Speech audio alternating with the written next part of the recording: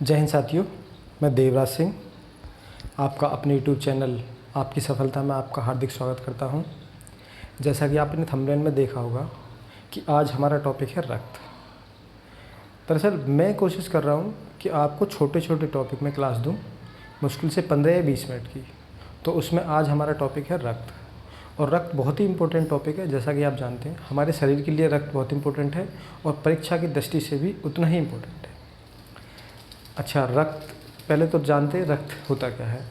रक्त एक तरल संयोजित ऊतक है और हल्का गाढ़ा पदार्थ है जो लाल रंग का होता है, जो हमारी रक्त वाहिनियों में बहता हुआ हमारे पूरे शरीर तक पहुंचता है। अब आइए रक्त के बारे में शुरू करते हैं। रक्त यानी ब्लड। रक्त यानी ब्लड। रक्त के कुछ बेसिक्स क्वेश्चंस हैं जो आते हैं पूरे टाइम एग्ज़ाम में। तो देखते हैं हम। पहला क्वेश्चन है रक्त। सबसे पहले रक्त क्या है? रक्त एक तरल संयोजी ऊतक है। तरल संयोजी ऊतक। रक्त क्या है? तरल संयोजी ऊतक है। अच्छा, तरल संयोजी तो है ही, ऊतक क्या है? ऊतक के बारे में थोड़ा जान लेते हैं। जैसे हमारे जो जीवन की सबसे छोटी इकाई होती है सेल यानी कोशिका। तो सेल हो गया। सेल जब दो या दो से अधिक सेल आपस में मिलती हैं तब बनता है हमारा ऊतक। ऊतक या टिश्यू, ठीक है। जब दो या दो से अधिक टिश्यू आगे मिलते हैं तो बनता है हमारा अंग यानी ऑर्गन। और जब ये दो या दो से अधिक अंग हमारे मिलते हैं तो हमारी पूरी बॉडी बनती है, यानी क्या बनता है? हमारा शरीर बनता है, ठीक है। तो ऊतक क्या है? ऊतक है दो या दो से अधिक सेलों से बनकर मिलकर जो बनता है उसे ऊतक कहते हैं। तो रक्त क्या हो गया? हमारा एक तरल संयोजित ऊतक हो गया, ठीक हो गया, तरल संयोजित ऊतक। अब अगर रक्त का अध्ययन, रक्त के अध्ययन को क्या कहते हैं? दूसरा सवाल है रक्त, दूसरा है रक्त के अध्ययन को क्या कहते हैं? रक्त के अध्ययन को कहते हैं हेमेटोलॉजी। रक्त का अध्ययन क्या कहलाता है? हेमेटोलॉजी। लेकिन यहीं से एक इम्पोर्टेंट सवाल पूछा जाता है कि रक्त निर्माण का अध्ययन, रक्त निर्माण की क्रिया यानी रक्त निर्माण की क्रिया को क्या कहते हैं? रक्त निर्माण की क्रिया को क्या कहते हैं? रक्त निर्माण की क्रिया को कहते हैं हेमेटोपोइसिस। हेमेटोपोइसिस, ठीक है। रक्त निर्माण की क्रिया को क्या कहते हैं? हेमेटोपोइसिस। और ये सवाल इम्पोर्टेंट है क्योंकि आजकल ये सवाल पूछा जा रहा है, ठीक है ना। पहले रक्त हेमेटोलॉजी, रक्त का अध्ययन हेमेटोलॉजी लगभग सबको रटा हुआ है, लेकिन नया क्वेश्चन यहाँ से ये निकल गया है कि रक्त निर्माण की क्रिया को क्या कहते हैं? हेमेटोलॉजी, ठीक है। रक्त में और क्या है? रक्त एक क्षारीय पदार्थ है। क्षारीय पदार्थ है, रक्त एक क्षारीय पदार्थ है, ठीक है। अगला है टॉपिक, अगला पॉइंट क्या है इसमें? इसका अगर पीएच मान की बात करें, रक्त के पीएच मान की, रक्त का पीएच मान होता है 7.4। लेकिन यहाँ से ध्यान रखना, आजकल क्या है थोड़ा टेक्निकल क्वेश्चंस आ रहे हैं ज़्यादा, ठीक है। तो हमें सारे क्वेश्चंस लेके चलने हैं। तो रक्त का पीएच मान कितना है? 7.4। और अगर ये रक्त का पीएच मान 7.2 या 7.6 हो गया तो इंसान की मृत्यु हो जाती है। ध्यान रखना, ये क्वेश्चन पूछा नहीं गया लेकिन पूछा जा सकता है कि इंसान की मृत्यु अगर पीएच मान कितना कम हो जाए तो मृत्यु हो सकती है। तो अगर 7.2 हो जाए या 7.6 हो जाए तो इंसान की मृत्यु हो जाती है, ठीक है। अब ये पीएच क्या होता है? पीएच क्या होता है? पीएच पैमाना, पीएच स्केल सुना होगा आपने। पीएच स्केल के बारे में बता देता हूँ मैं। ये हमारा पीएच स्केल है जहाँ 14, 0, 7 और 14 इतने खाने बने होते हैं।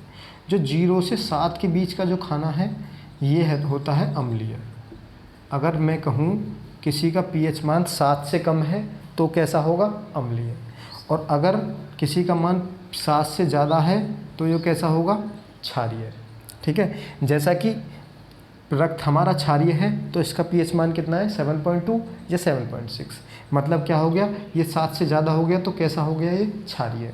और यहीं अगर हमारा रक्त पीएच मान 7 होता है तो वो उदासीन अवस्था में होता है, ना वो अम्लीय होता ना क्षारीय होता। ऐसे जैसे जैसे शुद्ध जल है ना, जैसे शुद्ध जल या जल, ठीक है ना। जैसे जल का पीएच मान, शुद्ध जल का पीएच मान कितना होता है 7, जो कैसी अवस्था में होता है, उदासीन अवस्था में, ठीक है।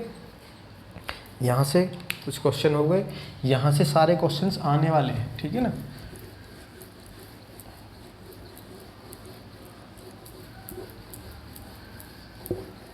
अब देखो,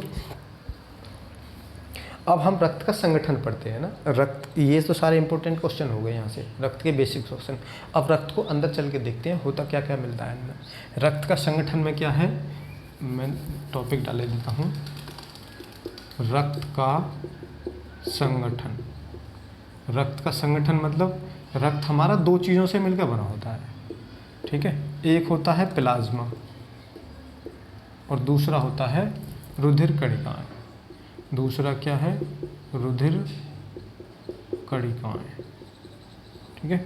रक्त हमारा दो चीज़ों से मिलकर बना होता है, एक प्लाज्मा, एक रुधिर कणिकाएं। अगर मैं प्लाज्मा की बात करूं तो ये पूरे रक्त का लगभग 55% भाग होता है। पूरे रक्त का कितना भाग होता है, 55%। और बाकी बचा हुआ 45% कौन सा हो गया, रुधिर कणिकाएं। बाकी 45% क्या हो गया, रुधिर कणिकाएं, ठीक है। तो आज हम प्लाज्मा पढ़ते हैं, ठीक है। तो प्लाज्मा क्या है, अब प्लाज्मा के बारे में देखो। प्लाज्मा क्या है, प्लाज्मा एक तरल गाढ़ा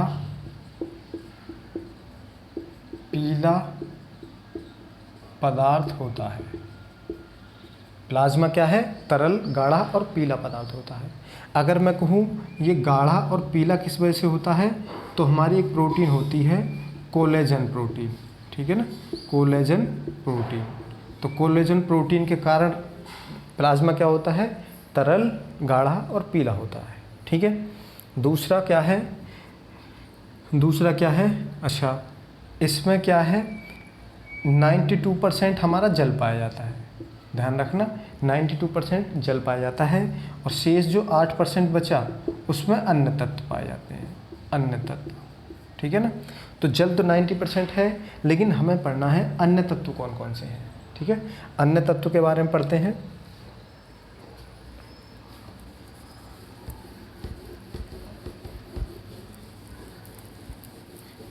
तो क्या है, 8% में क्या है हमारा, अन्य तत्व।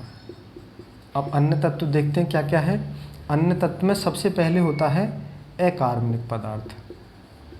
क्या होता है, अकार्बनिक पदार्थ। अन्य तत्व में अकार्बनिक पदार्थ होता है और अकार्बनिक पदार्थ बहुत सारे होते हैं, जैसे अभी मैं बताऊंगा कौन कौन से होते हैं और वहाँ से क्वेश्चन पुटअप होते हैं। जैसे अकार्बनिक पदार्थ में पहला होता है हमारा सोडियम बाइकार्बोनेट, सोडियम बाइकार्बोनेट, ठीक है ना, सोडियम बाइकार्बोनेट, ठीक है। सोडियम अकार्बनिक पदार्थ में पहला होता है सोडियम बाइकार्बोनेट। सोडियम बाइकार्बोनेट, जैसा कि अभी पीछे देखा था, रक्त कैसा होता है, क्षारीय। तो हम इस सोडियम बाइकार्बोनेट का क्या काम है कि ये रक्त को क्षारीय बना कर रखता है ना, क्षारीय प्रकृति में रखता है, क्षारीय प्रकृति में रखता है। अगर सवाल पूछा जाएगा कि रक्त क्षारीय प्रकृति किसके कारण होता है, तो किससे होता है, सोडियम बाइकार्बोनेट, ठीक है। दूसरा यहाँ से होता है sodium chloride, sodium chloride, sodium chloride, ठीक है ना। सोडियम क्लोराइड क्या है, सोडियम क्लोराइड NaCl होता है, नमक होता है। दूसरा सवाल यहाँ से पूछा जाता है कि हमारा रक्त हल्का नमकीन होता है, किस कारण से, तो सोडियम क्लोराइड के कारण। तो नमकीन किस कारण से होता है, सोडियम क्लोराइड के कारण। नमकीन किस कारण होता है, सोडियम क्लोराइड के कारण, ठीक है। एक होता है आयरन। आयरन मतलब लोहा। लोहा का क्या काम है, ये हीमोग्लोबिन निर्माण में काम करता है। आयरन किस काम आता है, हीमोग्लोबिन के निर्माण में। हीमोग्लोबिन को Hb से लिखते हैं, हीमोग्लोबिन के निर्माण में काम आता है। फिर है हमारा पोटेशियम। पोटेशियम क्या है, ये पोटेशियम रक्त स्कंदन में काम आता है। ठीक है ना, किसमें, रक्त स्कंदन में। रक्त स्कंदन में काम आता है कौन सा, पोटेशियम।